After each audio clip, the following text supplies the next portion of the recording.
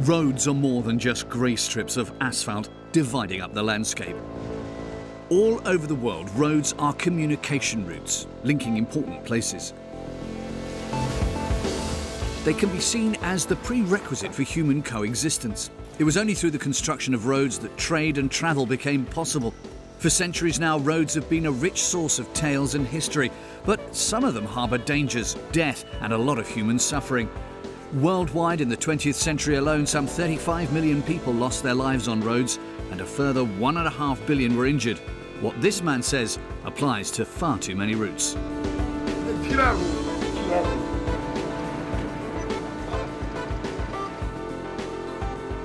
Some of the world's most dangerous roads are located in the mountains, far away from civilization. Others, totally congested and seemingly devoid of any order, run through towns and villages or through major cities.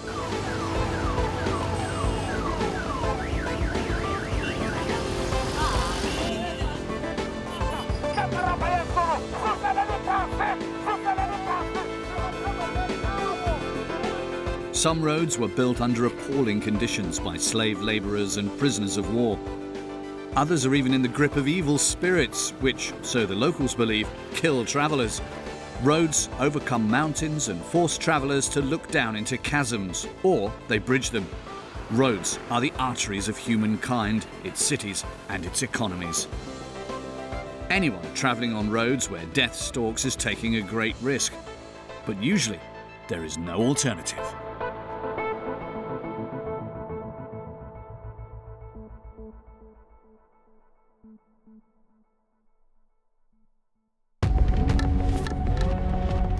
The Salang Tunnel in Afghanistan is a horrific road through dust and ice in Taliban country. Anyone taking this route through the Hindu Kush is challenging fate.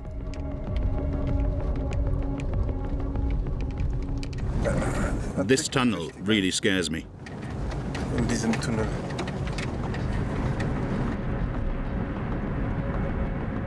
If a tanker explodes in a tunnel like this, there's no escape. No way you can save yourself. You've had it. Und kein Überleben natürlich, man kann sich nicht retten.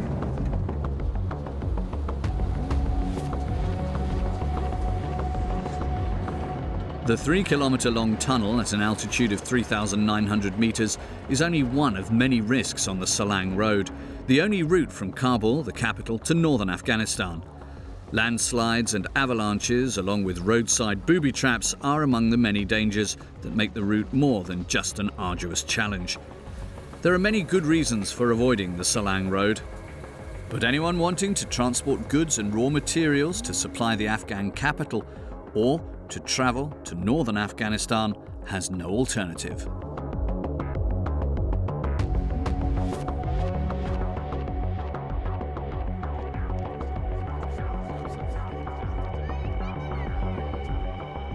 In Afghanistan, Ali Asghar Lali is a national hero and sporting role model. An ex-member and coach of the Afghan national football team and former General Secretary of the Afghan Football Association, he now works for the German FA, helping to develop school and mass sport in Afghanistan from grassroots right up to the men's and women's national teams. Ali travels the length and breadth of Afghanistan, furthering the development of boys and girls through sports and educational projects. As a child, he himself used to travel on the load bed of trucks, but those days are long gone. Today, the Salang Road too is no place for carefree outings. Travelling on roads in Afghanistan is always risky. There's a general fear of terrorist attacks.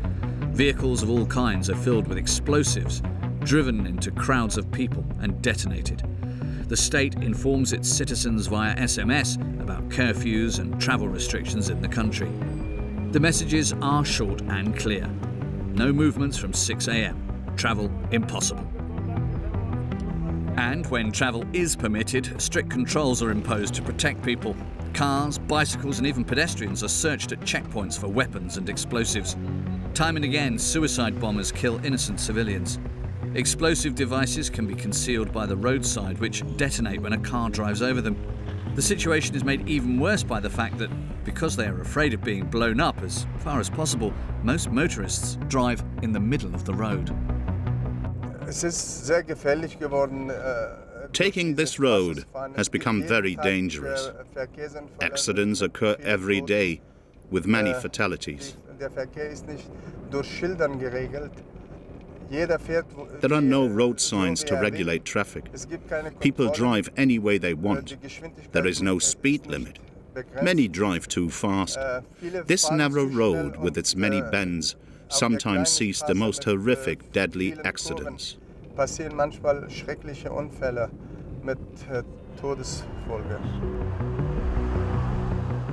This mangled wreckage gives a stark indication of the dramas that can unfold on the Salang Road.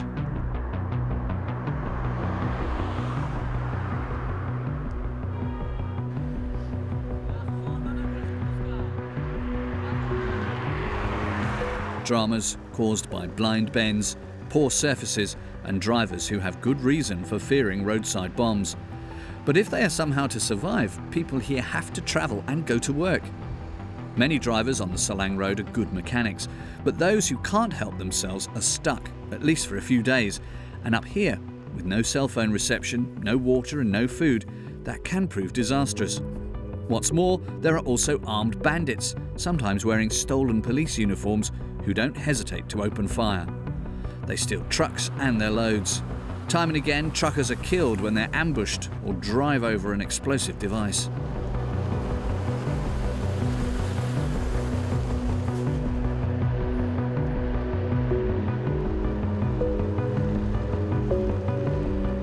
"38-year-old Rasigon comes from Pakistan. All the men in his family, his father, his brothers and his grandfather, are truck drivers. If everything goes smoothly, they cover the 400 kilometers from Islamabad to the Afghan border in 28 hours. 4 men share the driving day and night.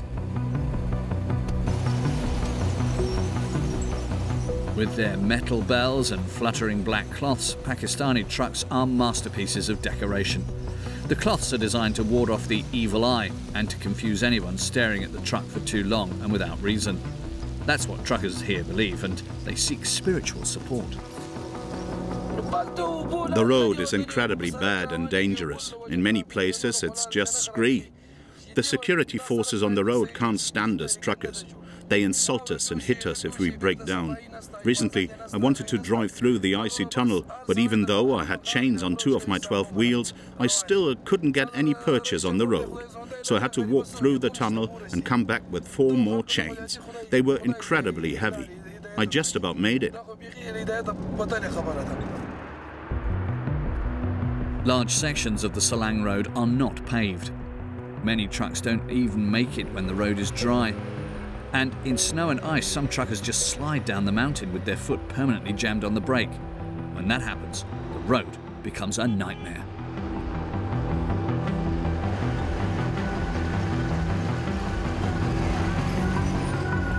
Once we got stuck for a whole week, we just couldn't go on. It was really cold with snow everywhere. Up here, you're at the end of the world. You can't buy anything. So the only food is what you've brought with you. It was a really dangerous situation. I'm glad we didn't starve or freeze to death. I thought the snowstorm was going to kill us.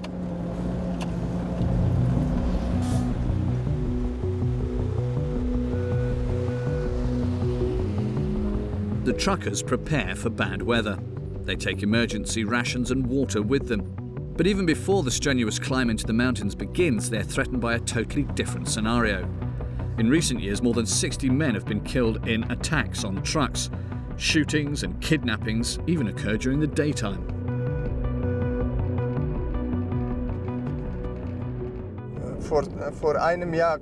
A year ago, for instance, you couldn't drive after 2 in the afternoon because lots of people were being abducted by the Taliban. Many were even killed. When the weather is fine, some might find the wild beauty of the landscape somehow exhilarating, but up here, it always pays to be vigilant.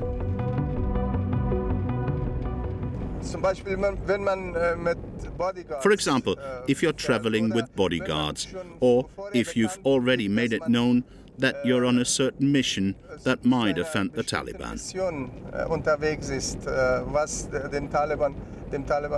If, for instance, they know that you plan to do something involving women's football, that could be dangerous.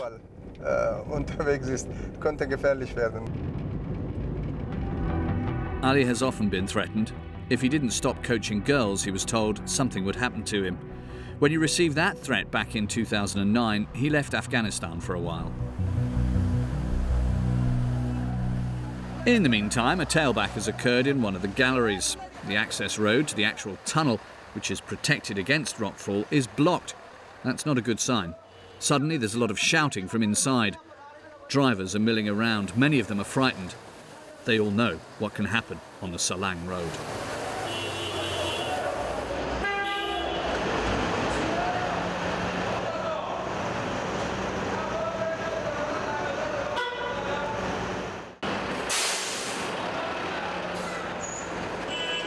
There are no rules here. In this tight situation, things can easily get out of control. On one side, a tractor unit with a defective transmission has broken down in the tunnel. 2 trailers in the middle of the tunnel have got their loads caught.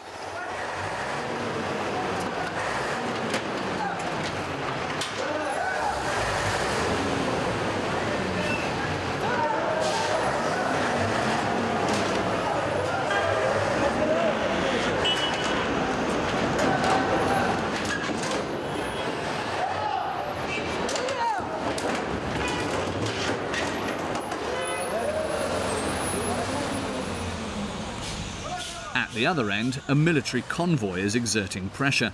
The soldiers couldn't care less if some load or other has got snagged. They want to get through and are harassing the drivers.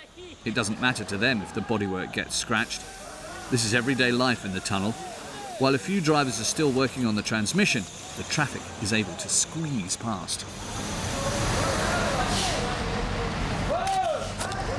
A few shovelfuls of sand on the frozen surface and things can at last get going again. Everyone just wants to get out of the gallery and the close confines of the tunnel.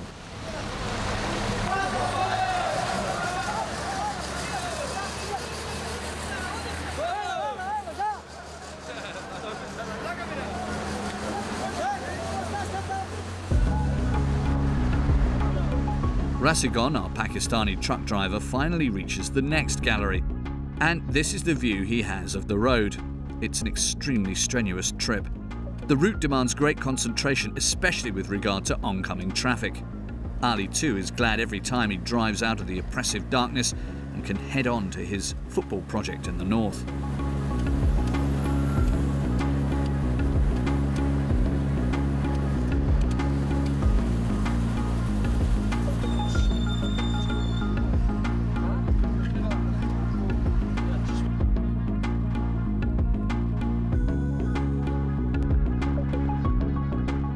There are just as many trucks on the road on the other side of the tunnel.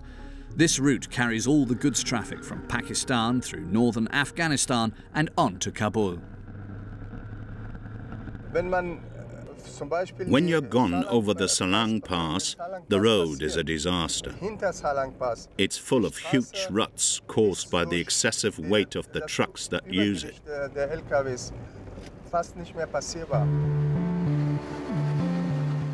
Between 7,000 and 8,000 trucks struggle through the tunnel every day, but no one keeps a record of the ones that don't make it. How many break down or are involved in an accident? It's said that before 2014, when thousands of ISAF troops were still in the country, around 16,000 trucks used the Salang Road every day. The sparse remnants of the asphalt surface bear sad testimony to the time. In some places, the ruts are so deep that vehicles heading downhill are almost impossible to steer.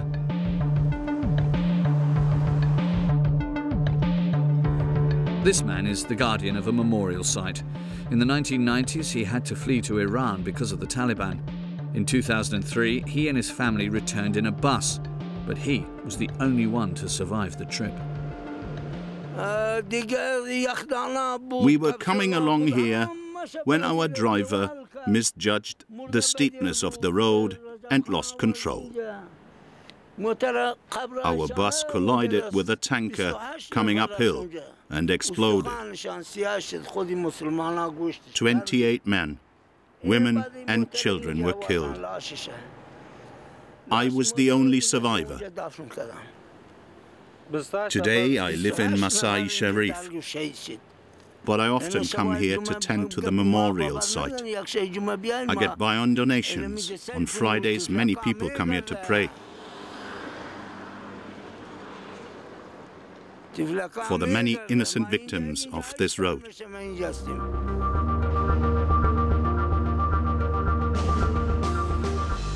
The road is already in a pitiful state, and the snow makes everything a lot worse, the old man says. He asked drivers on the route for a few Afghani, a small donation for him and the monument. Truckers like Rasigon use this road to supply Kabul with fruit and vegetables and to take raw materials like coal back to Pakistan, Turkmenistan or Uzbekistan. On each trip, Rasigon earns around $200. With that, he can make ends meet. But his income comes from a risky profession.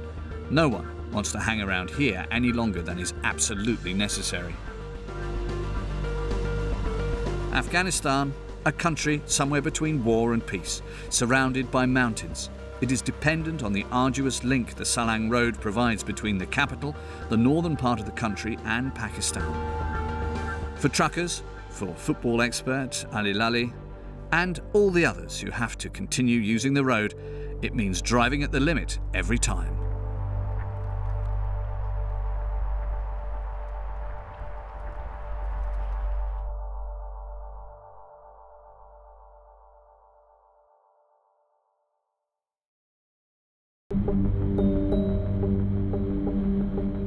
The Moloto Road in northern Pretoria. Death lurks on this road, and people fear it. But for many, there is no alternative. They have to travel on it, by day and by night. The route has seen so much suffering and tragedy. It is even said to be possessed by evil spirits and demons. With anger in their voices, some pray for an end to the many fatal accidents on the Moloto Road. Others are virtually overwhelmed by pain and desperation, like this man. The killer road, the killer road, the killer road. I repeat myself for the sake of vividness or rather clarity. It's a killer road. A killer road. Killer road. I'm enough. His sister was hit by a car at dusk and dragged 50 metres. She died by the roadside. That was in 2012. At first glance, the Moloto Road is just a narrow strip of tarmac linking Johannesburg and Pretoria with the barren hinterland of Mpumalanga in the north.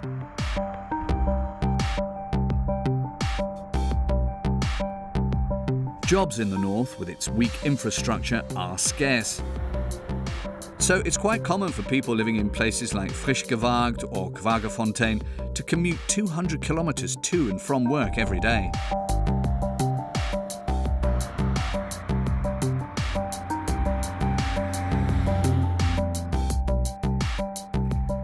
Sifo Masombuka is a journalist with the Pretoria Times. He uses the Moloto Road every day. Sifo comes from the area. For years now he's been writing about the traffic problem, about accidents and the people involved in them. He'd always been close to danger through his job, but what Sifo experienced in 2013 changed his life completely. It's something that will stuck with me for the rest of my life. You know, seeing people's heads rolling on the tar, and the most horrific was, you know, when people had to go there to identify their relatives, they told me that they were picking up legs just to match the shoe, to say, okay, this must be my daughter's leg because it has the same shoe. So it was horrific. This is a terrible spot for Sifo, one he tries to avoid. Now we are approaching the spot where 30 people from my village died, and my friends.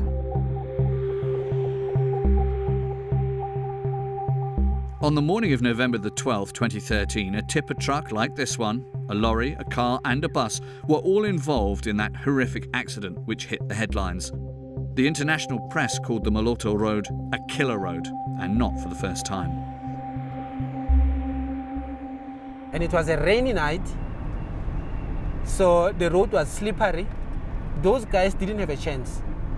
So their fate was sealed immediately when the truck hit the tipper truck from behind.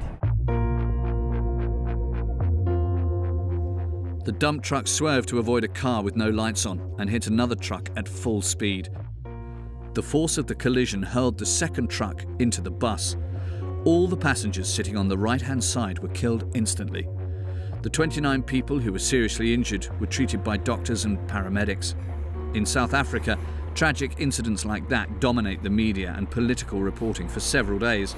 But as in other cases, life on the Moloto Road returned to normal, and with it, the risks for commuters. One of them is adamant that the government must finally do something. The government is now having an obligation of trying to save people's life without politicizing any matter. Because if we put politics into this matter, that won't resolve anything. You politicize, people are dying. You keep on politicizing, people are dying. So the best way is to try to resolve the matter. Plan A, they can extend the road. Plan B, in each and every 100 kilometers, there should be traffic officers. That's it. But with no real solution in sight, public anger erupts time and again in the form of roadblocks and barricades. For years now, the road itself has been the scene of protests. People long since became sick and tired of speeches in Parliament.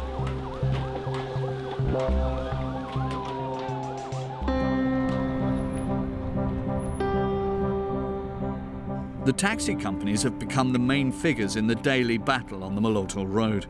Only a few commuters can afford the luxury of a car. So for the thousands who work in Pretoria, the white taxis are indispensable. One operator runs 7 or 8 taxis on routes to the Johannesburg and Pretoria metro regions, a trip of about 150 kilometres. Cost? Roughly €12 per passenger. A fully occupied taxi can have up to 18 people on board. It's a lucrative but brutal business because every customer counts. On this road, money and power play a major role.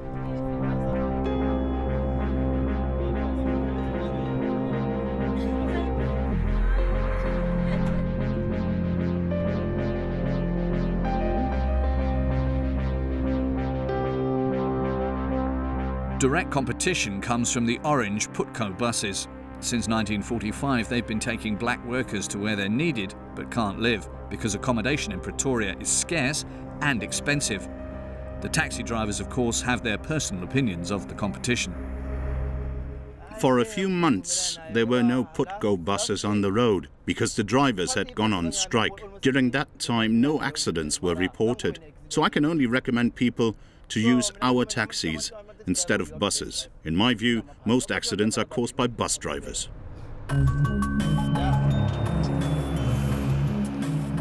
Putco buses are often involved in accidents, but 200 of them, carrying 50,000 passengers, are in operation on the Moloto Road every day. 45-year-old Tisha van de Venter, who runs a filling station here, witnesses the horror on the road every day. She grew up on a farm and learned to drive when the Moloto Road was still a dirt track. Her filling station is used by taxis and buses.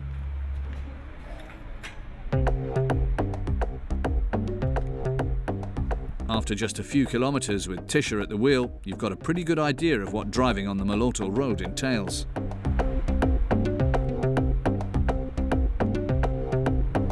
The taxi business is almost like a mini mafia. They think they own the road. And then you've got the Putco buses who are bigger and they think they own the road.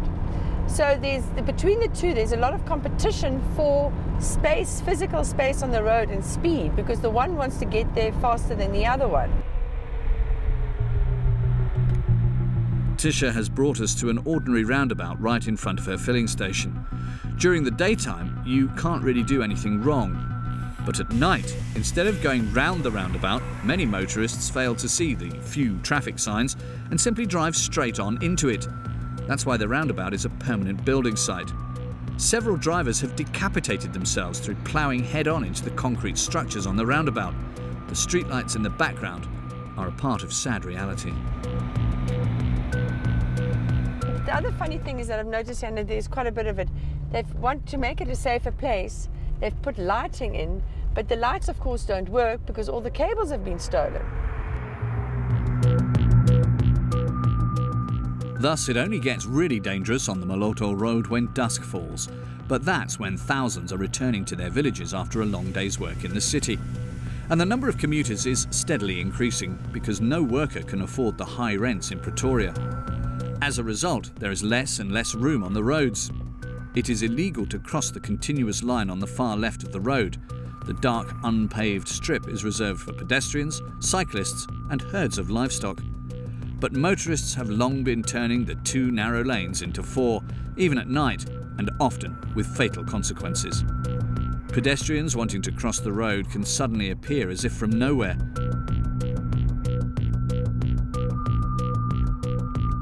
Not everyone is as lucky as these two.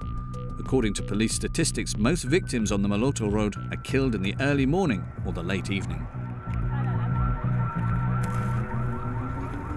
This taxi also came off the road in the dark. 70% of all accidents here are put down to human error caused by working long hours, drinking alcohol or driving dangerously. You only need to lose concentration for a second for the left side wheels to drift onto the sandy ground next to the road and threaten not only the lives of those travelling in the vehicle, but also any pedestrians nearby.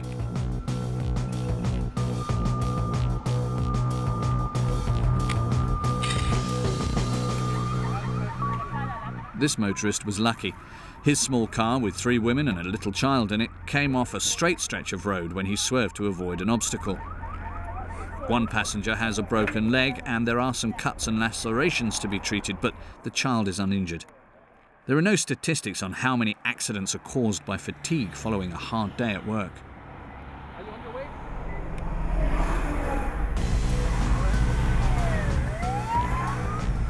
The police regularly make checks on the load vehicles are carrying and on their roadworthiness. But even so, this strip of asphalt claims numerous victims every year. There are no less than 24 risk zones on the Moloto Road, but there are voices that make totally different powers responsible for the deaths on the route. Situated not far from the road, this house is home to a religious authority. Isaac Malaza is a celebrated figure in the area because, as a bishop, he fights for the survival of people on the Moloto Road.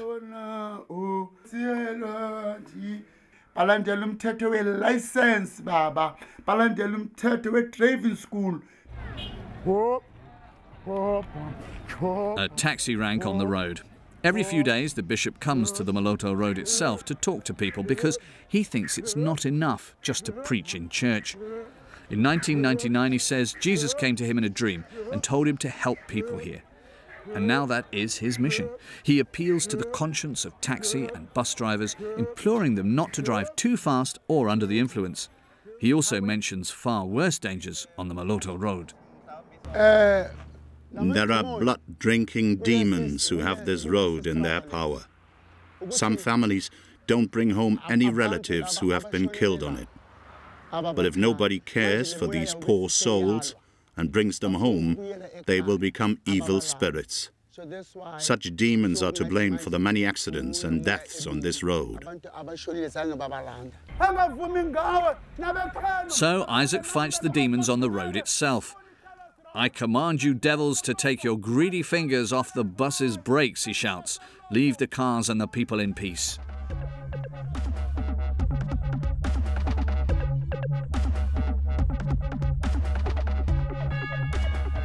The bishop's mission is neither folklore, nor is it the excessive zeal of some preacher acting alone. It is simply part of the culture here. Tisha van der Venter is well aware of the importance of such rituals. It's very important for them that if somebody is knocked down, that they have what they call a cleansing ceremony, where they go to the actual site and they wash the site and they wash off the blood, and they get, one of the pastors or a church person comes along and they pray and they have a whole little ceremony where they cleanse the road so as to drive away the bad spirits and things like that. And so Isaac blesses the many Putco buses and prays fervently for the safe arrival of all commuters.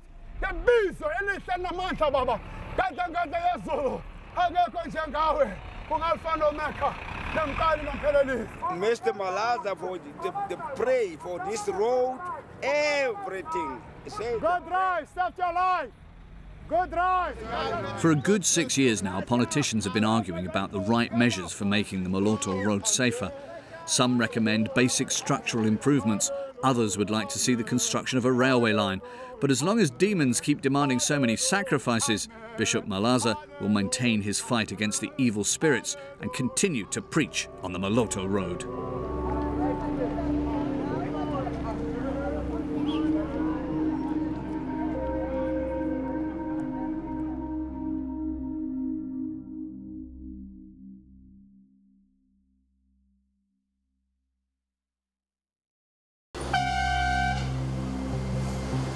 Driving in India is a challenge for everyone, even for those who have pushed themselves to the limit on Afghanistan's deadly roads and survived evil demons on routes in South Africa.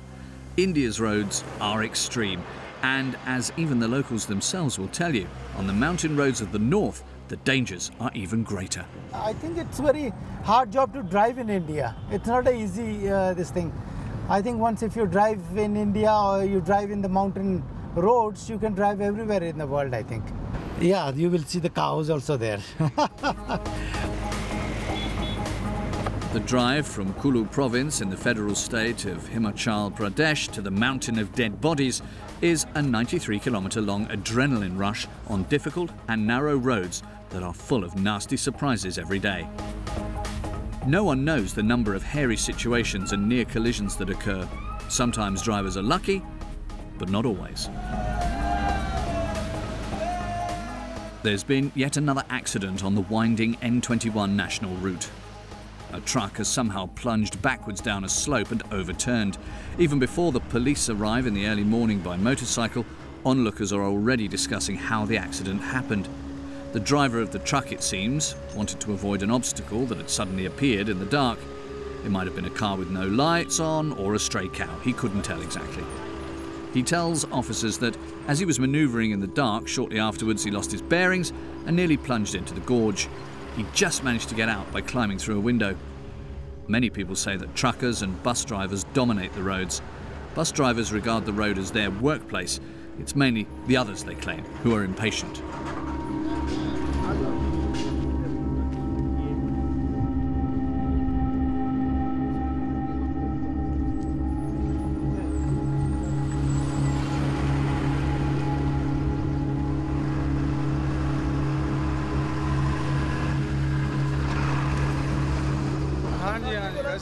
We keep telling our passengers, these men say, that they just have to be patient.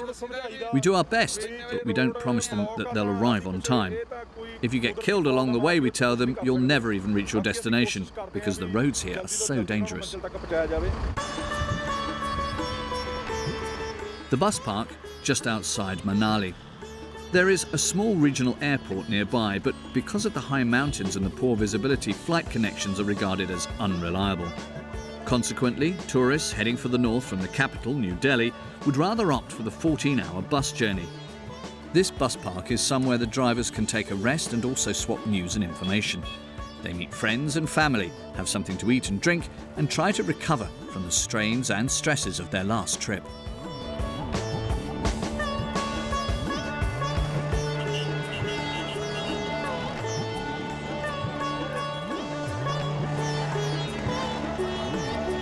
There's not much time to carry out all the repairs the buses need, and with 60 to 70 buses arriving here every day from Delhi and other cities in the densely populated south, the small workshops in the region are never short of work. The poor road conditions place heavy demands on buses. Bus drivers claim there are also other reasons for the chaos on the road. Rockfalls and potholes, they say, are only part of the reality. Motorists and motorcyclists, we learn, are a major problem. They never use their rear view mirror. There's constant friction, the men say. But we can't keep getting out and having a fight. It's a fairly long trip, so they try to stay cool. But the fact is, nobody here abides by the rules. Tailbacks are often caused by flocks of sheep and herds of cattle wandering across the road. You slow down, he says, but then cars force their way past or simply turn around, causing you to slam on the brakes, and the whole bus shudders. It's crazy.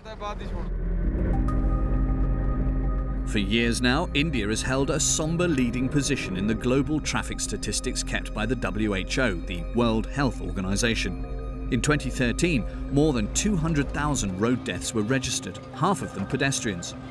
Even if the size of the country and the poor quality of many of its roads are taken into account, that is still an alarming figure. With all the cars and motorcycles, animals of all kinds and commuters in countless regional buses travelling and working on the road, it's becoming more and more stressful. When I have to brake heavily, passengers sometimes scream, but most of them are used to it.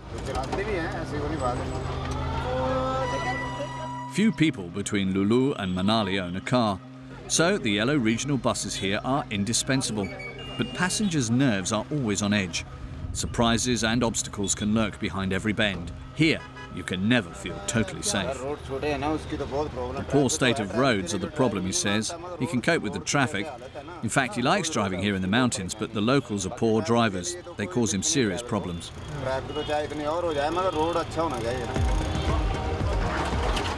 For Indian tourists, the trip to the north is a serpentine adventure. But for those who live here, it's part of everyday life. The regional bus drivers know every bend and slope on their route, but they can never be certain what they're going to encounter.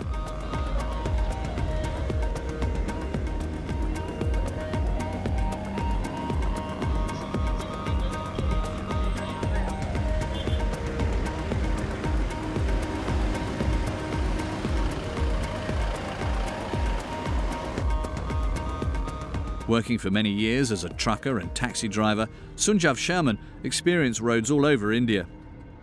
Today, he's a social worker.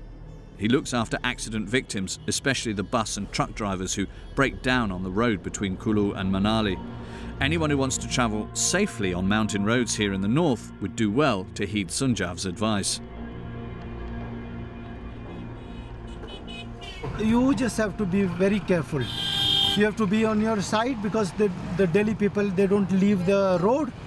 You have to be right. I mean, they will push you out of the road. They'll push you out. They push you just over the cliff. If you if you are not careful, you have to take care of your car and yourself. You know, otherwise they'll push you and throw you out of the cliff. They don't care. With a jagged cliff face on the one side and a steep gorge on the other, driving on India's mountain roads is often a question of self-assertion, one which for some proves fatal. In the summer months, everything floods onto the road leading into the mountains: goods, traffic, animals and commuters. For Hindu pilgrims in their bright orange robes, the trip to their temples in the north is far more than just an excursion. The road belongs to everyone, but most road users show little respect for traffic regulations. Adopting a cavalier attitude, many think, everything will be fine. When the truck starts going up and down, then it's like, oh, wow. What Sunjav means quickly becomes clear. A load and passengers on one truck. Or blind bends.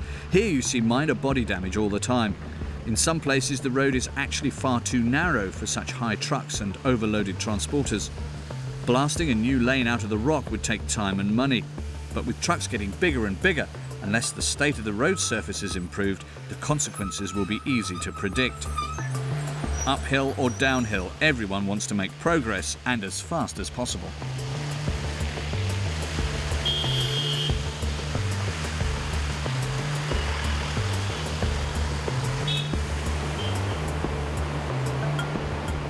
A section of the road some 6 kilometres north of Manali. The Border Road Organisation, the BRO, is part of the Indian military. It was BRO sappers who blasted this strategically important road out of the rock in difficult terrain nearly half a century ago. Since then, the military unit has monitored the annual repair work. Not only does the BRO determine when the road is safe enough to be open for tourists and pilgrims in the summer, in late October it also checks the state of the road and decides when it will have to be closed. That all depends on the temperature and the degree of rain and snow. When the road was constructed in the 1970s, the BRO told India's motorists to remember that it was built not only with cement and concrete, but also with the blood of many workers. It should not be forgotten, they said, that many of the workers had paid for the road with their health and, in many cases, with their lives. Even today, road construction is still tough work here. Often there's no room to use heavy machinery. and besides, the substrate is far too soft. If necessary, the men and women in the construction teams also have to work at temperatures of around 20 below. They live in accommodation right next to the road, and that too has its dangers. It's a total sliding area. It's a 50-meter in length, and it's a complete slide prone. So regular slides due to rainfall, snowfall, water seepages, and that's why this area is a little bit difficult to maintain. Despite great efforts by the state, the impact of the forces of nature in the forms of heavy downpours and hard frost cannot be always kept under control. But the N21 is the only road to the border with Tibet. For that reason alone, as its owner and operator, the military closely monitors the road. Here too, in an emergency, it must be possible to move troops into the mountains very quickly. At the Border Road Organisation's headquarters, the commander of the Mountain Warriors explains how the 3,980-metre high Rohtang Pass came by its name, what Rohtang actually means. Why it is called Mountain of Dead Bodies is a lot of casualties have taken place while people crossing across Rohtang Top. Somehow, the rush to the mountain in summer has to be curbed and, at the same time, the road widened. To prevent everything up here sinking into total chaos, the number of vehicles allowed to set out for the Rohtang Pass from Manali is limited to 1,000 a day. Turning back is forbidden. Anyone returning to Manali on the same day their permit is issued must pay a fine of between 70 and 140 euros, because then, theoretically, there would be 1,001 vehicles on the mountain. So the pass leading to Tibet has to be crossed on the day stipulated. The commander reminds us why, for the time being, this road will remain one of the most dangerous in the world.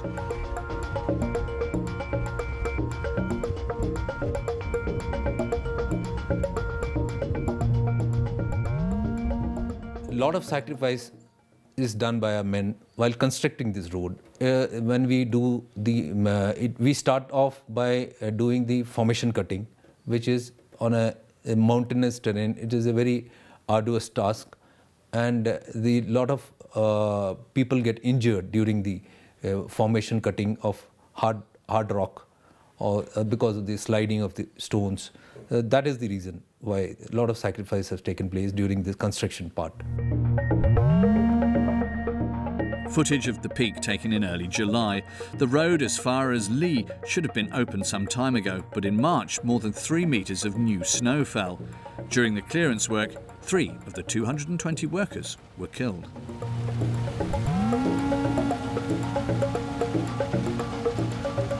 These casualties have happened because of the avalanches which trigger on mountain peaks, and there is hardly any warning to these avalanches, and this is the difficulty which we may be facing while clearing the snow at mountain peaks.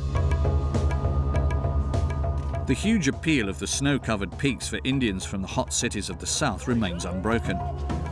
This car is in the way, so without hesitation, it's overturned.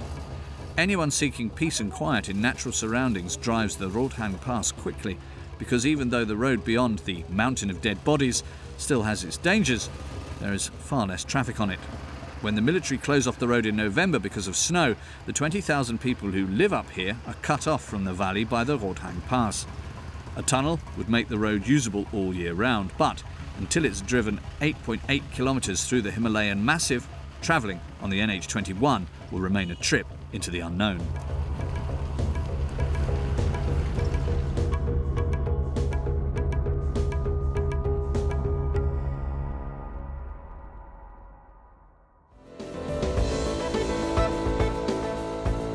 Some of the dangers on roads have natural causes.